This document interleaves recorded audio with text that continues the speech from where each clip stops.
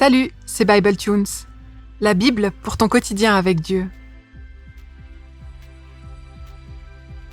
Le texte pour aujourd'hui se trouve dans l'épître de Jacques, Jacques 5, les versets 1 à 6, et je les lis dans la traduction Nouvelle Français Courant. Et maintenant écoutez-moi, vous qui êtes riches. Pleurez et gémissez à cause des malheurs qui vont s'abattre sur vous. Vos richesses sont pourries, et vos vêtements sont rongés par les vers. Votre or et votre argent sont couverts de rouille, une rouille qui servira de témoignage contre vous. Elle dévorera votre chair comme un feu.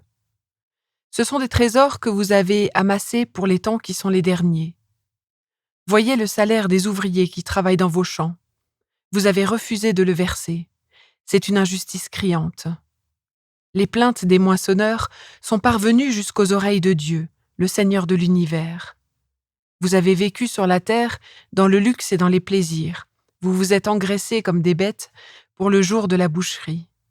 Vous avez condamné, vous avez mis à mort des innocents. Ils ne vous résistent pas. Ici, Jacques s'adresse aux riches pour leur parler des pauvres, et sa prédication ne ressemble pas vraiment au genre de prédication qu'on a l'habitude d'entendre dans les églises. Le ton est ferme, interpellant, voire menaçant.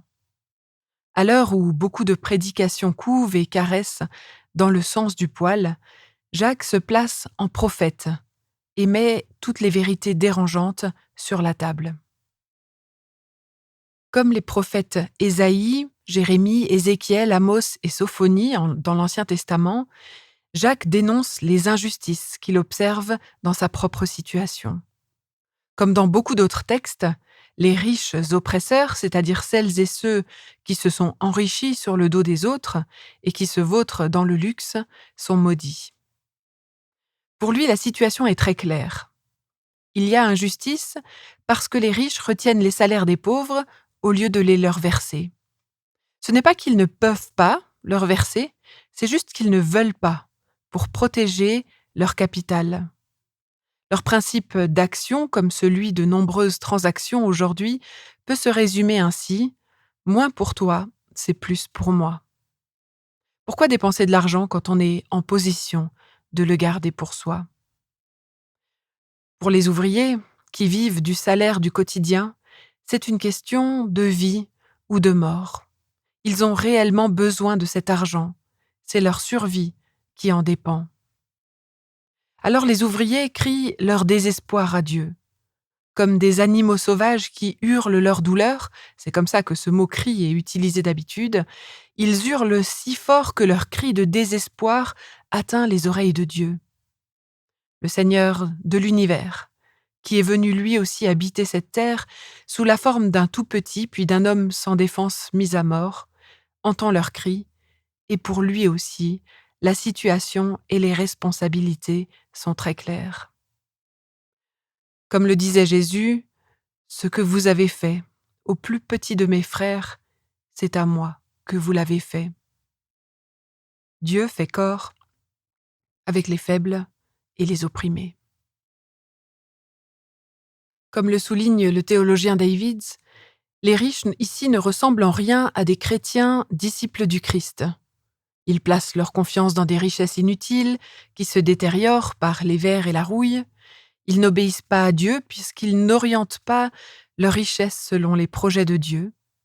En plus, leurs richesses sont construites sur des injustices puisqu'ils ne payent pas leurs ouvriers, comme pourtant Lévitique 19:13 l'exige. Ils ne prêtent pas attention aux besoins immédiats du pauvre, c'est-à-dire que dans les faits, ils n'aiment pas leur prochain. Ils ne pensent qu'à eux-mêmes, comme s'ils étaient au centre de l'univers. Ils ont opprimé le juste et tué l'innocent. Ils ont tué les pauvres économiquement en utilisant des tribunaux qui ne peuvent pas se payer en les privant de leurs terres, mais ils ont aussi tué le juste. Et c'est intéressant de voir que dans ce texte, c'est un singulier qui est utilisé dans le grec. En tuant les pauvres, ils ont commis un meurtre sur le juste, c'est-à-dire sur Jésus lui-même. Comme le souligne Ellul, Jésus était le juste en lui-même, mais il était aussi le juste vis-à-vis des pauvres. Je crois que ce serait une erreur de tellement se concentrer sur les riches dans ce texte que l'on en oublie les pauvres. Le plaidoyer de Jacques, il est écrit non pas pour réfléchir d'abord sur le statut des riches, mais pour attirer l'attention sur l'injustice vécue et traversée par les plus pauvres. Finalement, on connaît bien ce monde où les plus riches s'engraissent sur le dos des plus pauvres. C'est une réalité qui est tristement répandue dans le monde contemporain. Alors je te propose de faire un bond dans l'histoire et de nous intéresser au sort des plus pauvres parmi nous. Autour de nous, il y a aujourd'hui de nombreuses personnes qui travaillent, mais qui ne gagnent pas suffisamment pour couvrir leurs besoins les plus élémentaires. Il est possible de mener une petite vie confortable et tranquille, sans ne jamais s'en soucier, mais le texte de Jacques sensibilise les plus riches à leur présence et à leurs besoins. J'ai été particulièrement touchée par la mini-série Made, actuellement en ligne sur les plateformes de diffusion, et qui retrace l'histoire bouleversante d'Alex, une jeune mère qui décide de quitter son mari violent. Avec son bébé, elle peine à survivre, elle fait des ménages chez des particuliers. Et sa subsistance du quotidien dépend du bon vouloir des riches chez qui elle travaille. Et cette histoire, elle est utile parce qu'elle embarque les plus riches du côté des plus pauvres et elle donne envie de crier avec eux quand ils sont exposés à de grandes injustices de la part des plus riches alors qu'ils sont déjà en situation de fragilité. Un autre film, un peu plus ancien, Hunger Games, met en scène les injustices criantes entre différents districts. Certains meurent de faim, alors que les autres mangent à l'excès, puis se font vomir afin de manger à nouveau. C'est écœurant et dépeint pourtant tellement bien les réalités des équilibres économiques du monde actuel. Mais Dieu entend les pauvres, il entend leurs cris, un cri qui retentit fréquemment dans la Bible, comme protestation contre l'injustice. Le sang d'Abel criait vengeance. Les esclaves hébreux en Égypte ont poussé ces mêmes cris.